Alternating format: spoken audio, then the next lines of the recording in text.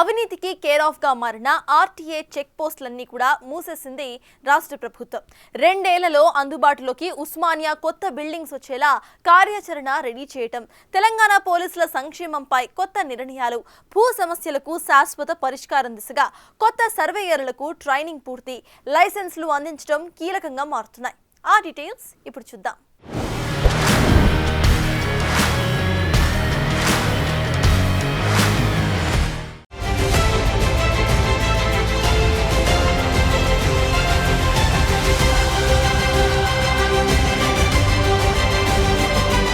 తెలంగాణ రాష్ట్రంలో అన్ని RTA check పోస్టులు మూసివేయాలని ట్రాన్స్పోర్ట్ శాఖ ఈ నెల 22న ఆదేశాలు జారీ చేసింది. సీఎం రేవంత్ ఆదేశాలతో రాష్ట్రంలో అన్ని ట్రాన్స్పోర్ట్ చెక్ పోస్టులు మూసివేయాలని ఉత్తర్వులు జారీ చేశారు. డిప్యూటీ ట్రాన్స్పోర్ట్ కమిషనర్లు, జిల్లా ట్రాన్స్పోర్ట్ అధికారులు తక్షణ చర్యలు తీసుకోవాలన్నారు. దీంతో అన్ని చెక్ పోస్టులు ఒక్కసారిగా మూతపడ్డాయి. చెక్ పోస్టుల వద్ద ఉన్న బోర్డులు, బ్యారికేడ్లు తొలగించాలని, సిబ్బందిని ఇతర శాఖలకు తిరిగి నియమించాలన్నారు. చెక్ పోస్టుల వద్ద ఎవరూ ఉండొద్దని ప్రభుత్వం కఠిన ఆదేశాలు జారీ చేసింది. చెక్ పోస్టుల వద్ద వాహనాల రాకపోకలకు ఎలాంటి అడ్డంకులు లేకుండా చూడాలని, రికార్డులు, ఫర్నిచర్, పరికరాలు జిల్లా ట్రాన్స్పోర్ట్ కార్యాలయానికి తరలించాలని ప్రభుత్వం సూచించింది. అన్ని రకాల రికార్డులను భద్రపరచాలంది. బిల్లులన్నీ ఆన్లైన్ అవుతుండటంతో చెక్ పోస్టులు అవసరం లేదని ప్రభుత్వం నిర్ణయించింది. పైగా ఏసీబీ దాడుల్లో అవినీతి జరుగుతున్నట్టు తేలడం కూడా చెక్ పోస్టుల రద్దుకు మరో కారణం.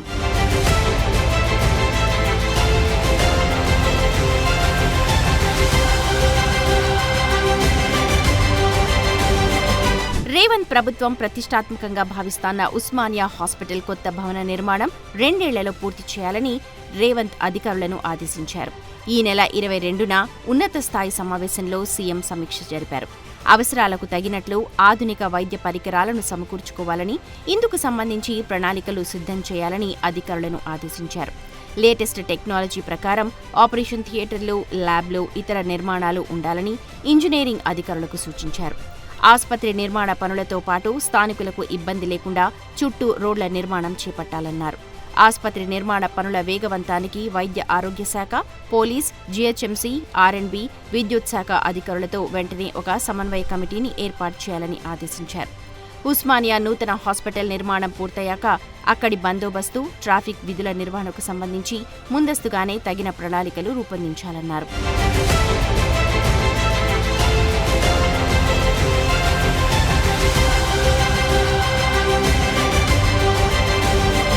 తెలంగాణలో పోలీస్ సంస్కరణలు, వారి సంక్షేమానికి ప్రభుత్వం ఎలాంటి నిర్ణయాలు తీసుకుందో సీఎం రేవంత్ రెడ్డి వివరించారు. ఈ నెల 21న పోలీస్ అమరవీరుల సంస్మరణ దినం సందర్భంగా రాష్ట్ర పోలీస్ శాఖ గోషామహల్లో నిర్వహించిన పోలీస్ ఫ్లాగ్ డే పరేడ్లో సీఎం పాల్గొన్నారు. మావోయిస్టులు జనజీవన స్రవంతిలో కలిసి దేశాభివృద్ధిలో భాగస్వాములు కావాలని సీఎం రేవంత్ రెడ్డి పిలుపునిచ్చారు. ఫ్రెండ్లీ పోలీసింగ్ అంటే చట్టాన్ని గౌరవించే పౌరుల కోసమే తప్ప చట్టాన్ని ఉల్లంఘించే వారికి కాదని స్పష్టం చేశారు. రాష్ట్రంలో ప్రజల భద్రత, శాంతిని పరిరక్షిస్తూ తెలంగాణ పోలీస్ శాఖ దేశంలోనే అగ్రస్థానంలో కొనసాగాలని ఆకాంక్షించారు. పోలీస్ అమరవీరుల సంస్మరణ దినం సందర్భంగా విధి నిర్వహణలో ప్రాణాలు కోల్పోయిన పోలీస్ అమరవీరులను స్మరిస్తూ వారికి శ్రద్ధాంజలి ఘటించారు. విధి నిర్వహణలో అమరులైన పోలీసు కుటుంబాల సభ్యులను పరామర్శించారు. ప్రజా ప్రభుత్వం అధికారంలోకి వచ్చిన తర్వాత దాదాపు 16,000 మంది కానిస్టేబుల్స్, ఎస్ఐలను రిక్రూట్ చేశామన్నారు. తీవ్రవాదుల, ఉగ్రవాదుల హింసలో చనిపోయిన వారికి అందించే ఎక్స్గ్రేషియాను కానిస్టేబుల్ నుంచి ఏఎస్ఐల వరకు ₹1,00,00,000, ఎస్ఐ, సిఐలకు ₹1,25,00,000, డీఎస్పీ, అడిషనల్ ఎస్పీలకు ₹1,50,00,000, ఎస్పీలకు, ఇతర ఐపీఎస్ అధికారులకు ₹2,00,00,000 పెంచుతూ తమ ప్రభుత్వం ఇప్పటికే నిర్ణయం తీసుకుందన్నారు. నిజామాబాద్లో ప్రమోద్ను పోగొట్టుకున్న అతని భార్య ప్రణీతకు, అతి చిన్న వయసులోనే తండ్రిని కోల్పోయిన అతని 3 కుమారులకు, వారి కుటుంబానికి ప్రభుత్వం అండగా ఉంటుందని, ₹1,00,00,000 ఎక్స్గ్రేషియా, అమరుడైన కానిస్టేబుల్ పదవీ విరమణ వరకు లాస్ట్ పే డ్రా వేతనంతో పాటు కుటుంబ సభ్యులలో ఒకరికి ప్రభుత్వ ఉద్యోగం, 300 గజాల ఇంటి స్థలం మంజూరు చేస్తున్నామన్నారు. అలాగే పోలీసు భద్రతా సంక్షేమం నుండి 16 లక్షల ఎక్స్గ్రేషియా, పోలీస్ సంక్షేమం నుండి ₹8 లక్షల ఎక్స్గ్రేషియాను ప్రమోద్ కుటుంబానికి చెల్లించి వారి కుటుంబానికి అండగా ఉంటామన్నారు. పోలీస్ పిల్లల కోసం యంగ్ ఇండియా పోలీస్ స్కూల్ని ప్రారంభించామన్నారు. ట్రాఫిక్ నియంత్రణ, పగటి గస్తీ, రాత్రి గస్తీ, బందోబస్తులు నిర్వహించడం, వీఐపీలకు రక్షణ కల్పించడం, ఇలా సవలాక్ష బాధ్యతలతో విరామం లేకుండా పనిచేస్తూ మనమందరం ప్రశాంతంగా జీవించేందుకు తమ జీవితాలను సైతం త్యాగం చేస్తుంటారు. ఇంతటి కఠినమైన సవాళ్లతో బాధ్యతలు నిర్వహిస్తున్న పోలీసులకు ఎటువంటి కష్టం రాకుండా చూసుకోవాల్సిన బాధ్యత మన అందరి మీద ఉన్నది.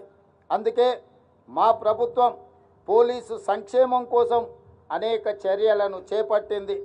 అందులో భాగంగానే మా ప్రభుత్వం అధికారంలోకి వచ్చిన తర్వాత 16,000 మంది కానిస్టేబుల్స్ ఎస్ఐలను రిక్రూట్ చేసింది.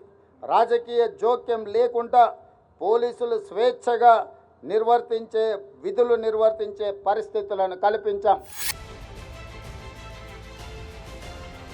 రాష్ట్రంలోని అటవీ భూముల సమస్య పరిష్కారానికి ప్రభుత్వం కీలక నిర్ణయం తీసుకుంది.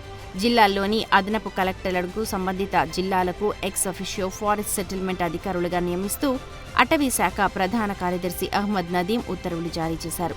గతంలో సర్వే, అటవీ సరిహద్దుల సెటిల్మెంట్స్ పథకాన్ని రద్దు చేసిన తర్వాత ఈ బాధ్యతలను జాయింట్ కలెక్టర్లకు అప్పగించారు.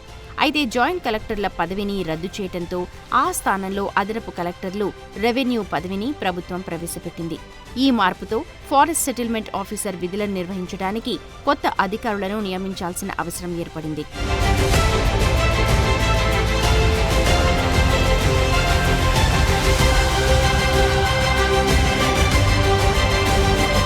తెలంగాణలో రైతులకు భూ సమస్యలు తొలగించేందుకు ప్రజాప్రభుత్వం మరో ముందడుగు వేసింది. ఇప్పటికే ధరణి స్థానంలో భూభారతి తీసుకొచ్చిన రేవంత్ ప్రభుత్వం తాజాగా వ్యవసాయ భూముల కొలతలు, సరిహద్దు వివాదాలకు చెక్ పెట్టేలా లైసెన్స్డ్ సర్వేయర్లకు ట్రైనింగ్ ఇచ్చి వారికి లైసెన్సులు అందించారు. రైతులకు అండగా ఉంటూ వారికి సంబంధించిన భూ సమస్యలను శాశ్వతంగా పరిష్కరించాల్సిన బాధ్యత లైసెన్స్ పొందిన సర్వేయర్లపై ఉంది అని సీఎం రేవంత్ రెడ్డి చెప్పారు. లైసెన్స్ పొందిన సర్వేయర్లు తెలంగాణ పునర్నిర్మాణంలో భాగస్వాములు కావాలని పిలుపునిచ్చారు. హైదరాబాద్ శిల్పకళా వేదికలో ఈ నెల 19న లైసెన్స్ సర్వేయర్లుగా శిక్షణ పొందిన అభ్యర్థులకు లైసెన్సుల పంపిణీ కార్యక్రమంలో సీఎం, మంత్రి పొంగులేటి పాల్గొన్నారు. రాష్ట్రంలో వ్యవసాయ యోగ్యమైన 1,60,00,000 ఎకరాల భూములు యజమానుల వద్ద ఉన్నాయని, 140 సంవత్సరాలుగా వివిధ చట్టాలు అమల్లోకి వచ్చినప్పటికీ సమస్యలు ఇంకా పరిష్కారం లభించలేదన్నారు. సరిహద్దుల విషయంలో ఏ రైతు కూడా పరిష్కారం కాకుండా ఇబ్బంది పడొద్దని సర్వేయర్లను నియమించామన్నారు. విజన్లో మీరు పాల్గొనండి. రాబోయే 2047కి 1 ట్రిలియన్, ఈ రోజు 2034కి $1 ట్రిలియన్ ఎకానమీగా, 2047కి $3 ట్రిలియన్ ఎకానమీగా తెలంగాణ ఆర్థిక పరిస్థితులను అభివృద్ధి చేయాలనుకుంటున్నాం.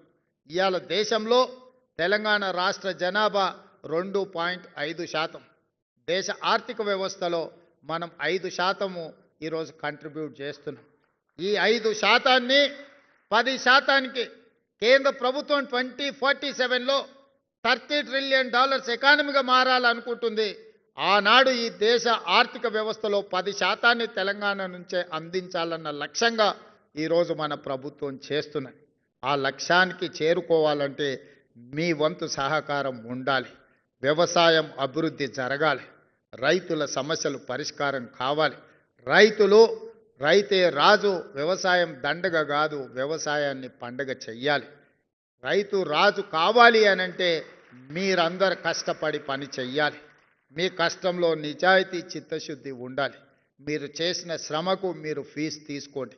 తప్పులు చేయడం ద్వారా ఒక రైతుకు అన్యాయం చేస్తే అది మన కుటుంబ సభ్యులకే మనం అన్యాయం చేసుకున్న వాళ్ళం అవుతాం.